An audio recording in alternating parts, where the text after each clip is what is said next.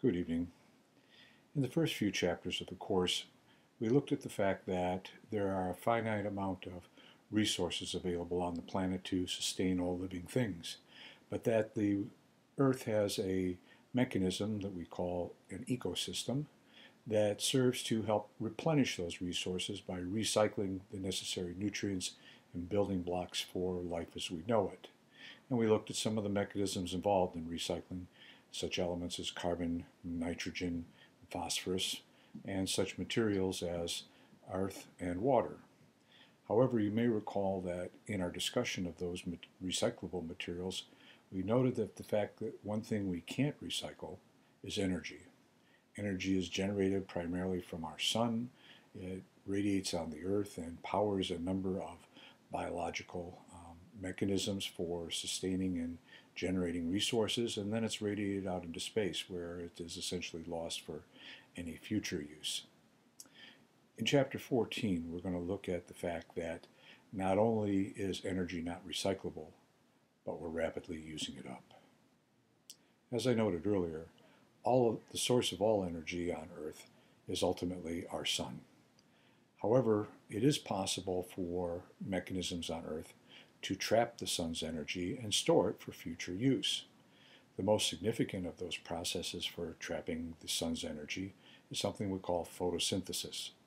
Photosynthesis, you recall, is the process by which plants and other green photosynthetic organisms are able to take water and minerals from the soil and combine it with carbon dioxide from the air and produce organic matter, which then serves as an energy source for the powering of living cells, as well as the material for building cells and actual material of the plant and animals which eat it. Over a period of time, as these organic materials, plants and animals, die and decompose, their organic materials sediment and are acted upon by geological processes over millennia that involve heat and compression and ultimately produce what we call fossil fuels. The big three fossil fuels are shown on this slide. They are coal, oil, and natural gas. All three of these fossil fuels are produced by the action of heat and compression over many hundreds of thousands or millions of years acting on dead organic decomposed material. And while these particular fossil fuels are a significant contributor, over 75%, if you will, of the energy supply in the United States, the problem is due to the fact that, like fossil water, they exist in limited supply, and the world is rapidly using up all of the known reserves of these fossil fuels. This graph puts in perspective part of the reason why the United States is in the current crisis that it is in. It shows the relative amount of oil consumption versus production in the United States and some of the significant events, political and otherwise, of the last 50 years that have influenced both the consumption and the price of oil. As you can see, going back to the early 50s, the amount of oil that was being produced in the United States, this line here, was made up or contributed almost entirely to the consumption of oil, this line here. And so, because most of the oil used by the United States was produced by the United States, we could control that price. And that's why, one of the reasons why oil was significantly cheap back then. But over the years, our consumption of oil continued to increase as we produced more and more vehicles and more people driving those vehicles, whereas the amount of oil that we could produce actually peaked out around 1970 and began declining. The difference between the amount that we used and the amount that we produced was made up by importing oil from other countries. And as you can see, by the time we got to the 70s, whereas less than 20% of our oil usage was imported oil, By the 70s, we were now probably about a third of our oil. And then something rather dramatic happened in 1973 called the Arab oil embargo. That was the result of a number of Arab oil countries coming together to form a consortium called OPEC and deciding at that time to limit the amount of oil that they produced. And by limiting the amount of oil they produced, they were able to force the price of oil that much higher. And the combination of limited availability and higher prices caused a rapid and dramatic response in the United States. For those of you who are old enough to remember it, if there are any in this class, the Arab oil embargo caused huge lines at gas stations back in the mid-70s. And here in Chicago, there were actually shootings as a result of people trying to cut in line to get gas. This very dramatically illustrated how dependent the United States was on other countries for their oil. And two things happened at that point. First, in response to the higher cost of gasoline, Detroit finally began making fuel-efficient cars, which reduced the amount of gas that we used. Also, at about the same time, the oil fields in Alaska came online and began making up some of the lost oil from production in the lower 48 states. The combination of reduced demand from auto consumers and increased supply from Alaska served to collapse the price of gasoline in the mid-1980s. At that point, we began to get lazy again, and our consumption began to increase once again, even though the population of the United States has not increased too dramatically, or at least not by the same amount. Also, during that time, the amount of gas being produced in Alaska began to drop too.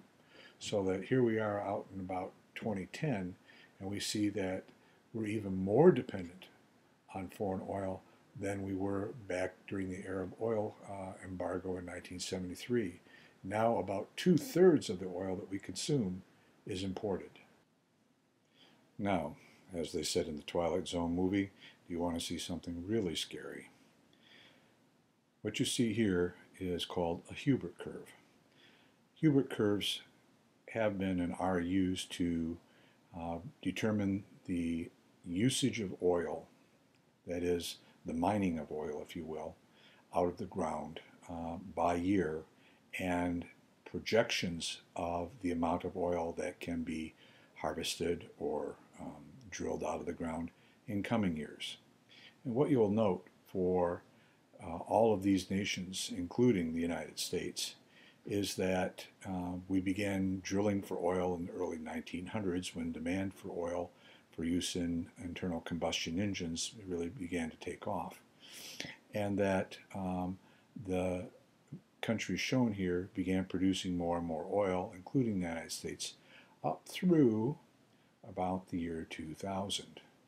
And all of these countries then, all of these oil-producing countries, including the United States, basically peaked out in terms of the amount of oil that they can produce in around 2000. And it is projected, and already being seen up through 2010, that the amount of oil that all of these countries can produce will continue to decline indefinitely, and if this graph were projected out far enough, probably around the year 2050. In other words, almost all of the known oil reserves in the world will be tapped out by about the year 2050. And although it's not really shown on this graph, the same is believed to be true for most of the Arab oil countries also. So, with the decreased availability of oil as a source of energy from this point out, because we're already over the peak, both the cost and availability of oil is going to continue to escalate. And it will only get worse until, as I say, by the year about 2040 or 2050, there may be no more oil available for use in transportation. Whatever oil is still left will be necessary for important commercial uses, such as the production of plastics and other pharmaceuticals and other materials that also depend upon the availability of hydrocarbons for their source. So, what are we to do about this problem? Well, as I said, oil is not the only fossil fuel that we have available to us. We also have natural gas and coal. And in fact, it is possible to convert natural gas into a liquid combustible fuel that could be used for transportation. And in fact, the auto industry is already looking at ways of powering cars using liquid natural gas. And so this alternative might be one way to push the horizon for the use of petroleum as fuel for cars into the future. But even the supplies of natural gas are relatively limited. On the other hand, coal, there's still a large amount of coal available. And as it turns out, the United States probably has sufficient coal, they estimate, to last for another 500 years. The United States, in fact, is probably the Saudi Arabia of coal in the world. And so turning to coal as an alternative fuel source is also a significant possibility for extending the horizon for our energy needs. And there are new technologies being developed to help mine such things as oil shale and oil sands and other types of alternative energies that might help to power us further into the future than 2050. However, all of these technologies that utilize fossil fuel are relatively dirty. That is, when you burn coal, you produce significant amounts of greenhouse gases and pollution that are definitely a downside as far as trying to use them for the production of energy. So, what can we do to assure ourselves of continued availability and supply of energy? Well, as we've seen previously in this course, with all limited materials, we can either find new sources of those materials, or we can decrease our dependency on those sources.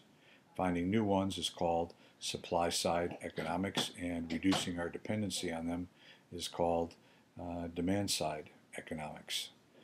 In terms of demand-side economics, we can do some fairly simple things that could dramatically reduce our dependency, such as increasing the mileage on the automobiles that are produced, or switching our light bulbs to CFLs, which dramatically use less energy. On the supply side, we have reserves that are available in different parts of the United States, offshore in the Gulf, up in the Alaskan wildlands, and in some places of the continental United States that are national forests. All of those are areas that could be drilled for oil if the national will is there to do it, and if it can be done in an environmentally sustainable way. So the challenges we face are not small, and they're not far off in the future, like perhaps the population crisis. These are crises that will face you in the not distant future.